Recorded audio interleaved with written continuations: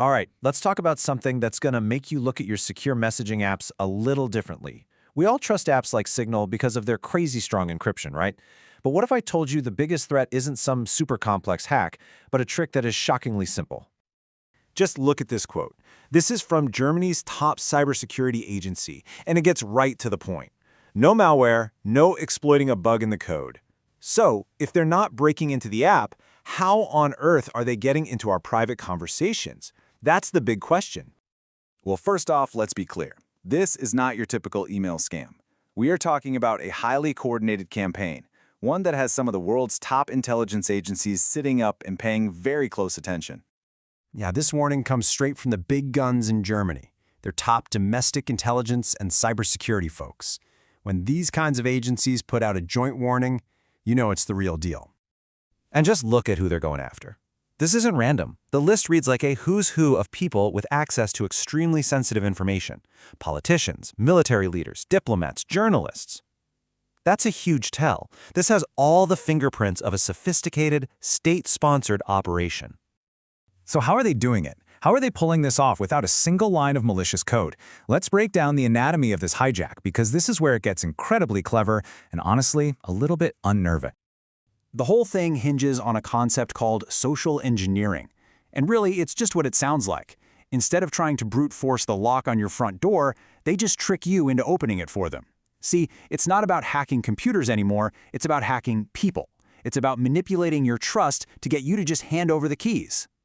So the attackers basically have two main playbooks. The first is the brute force approach, a full account takeover where they just steal your account and lock you out for good. But the second one, that one's way more sneaky. They pair their device to your account and become a silent ghost, reading everything you send and receive. Let's dig into how each one works. For the full takeover, it starts with a disguise. The attacker messages you, pretending to be from Signal's support team. They'll send some scary-sounding security alert to create a sense of panic, right? They want you to react fast, not think. And that's when they go in for the kill. They ask for your Signal PIN or that SMS code you just got. If you give it to them, game over. They register your account on their own phone, and just like that, you're locked out. Now, the QR code trick is even more insidious. The attacker comes up with some believable story, some excuse to get you to scan a QR code they send over. But here's the twist. That QR code isn't for a website or a menu. They're weaponizing Signal's very own linked devices feature against you. The moment you scan it, you are authorizing their computer or phone to be a clone of your Signal account. And from then on, they have silent, invisible access to every single one of your chats. And as you can probably guess, a technique this simple and this effective was never going to stay in one place. What started as a targeted campaign in Europe is now going global. And this is absolutely crucial to understand. This isn't a Signal problem. It's a human problem. WhatsApp, for example, uses an almost identical device linking feature. It can be abused in the exact same way. All of a sudden, this isn't a threat to a few high-profile targets. It's a potential threat to literally billions of us. So, who started all this? Well, the finger was initially pointed at Russian state-sponsored groups. But here's the thing about cyber warfare. The cool new toys always trickle down. And now regular old cybercriminals have gotten their hands on this playbook and are using it for scams and fraud in campaigns they're calling ghost pairing. Okay, that was the scary part. We know the threat, we know how it works, so now for the most important part, what you can actually do to protect yourself. Let's build your digital defense plan, right here, right now. If you take away just one thing today, please let it be this.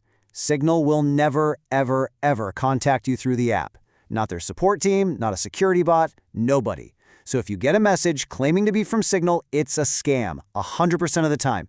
Don't even hesitate, just block and report it. Okay, here's your first actionable step. Grab your phone, go into Signal settings, then tap on Account. In there, you'll see an option for Registration Lock. Turn it on. It'll ask you to create a PIN. This PIN is your new shield. It makes that full takeover attack we talked about totally impossible. That's a great question, right? Registration lock protects you from future attacks, but what if you've already been tricked? What if there's a ghost on your account right now? How would you even know? Luckily, there's a really easy way to check. Back in Signal settings, tap on Linked Devices. This page gives you a simple list of every single phone and computer that's connected to your account.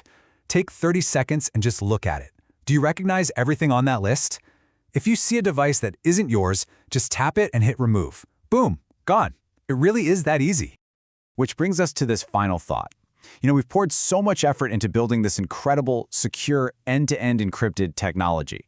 But what this whole situation shows us is that as the digital walls get higher and stronger, the attackers just change their strategy.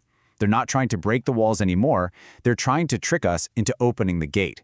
And that really makes you wonder, in a world of secure technology, is plain old human trust the very last vulnerability?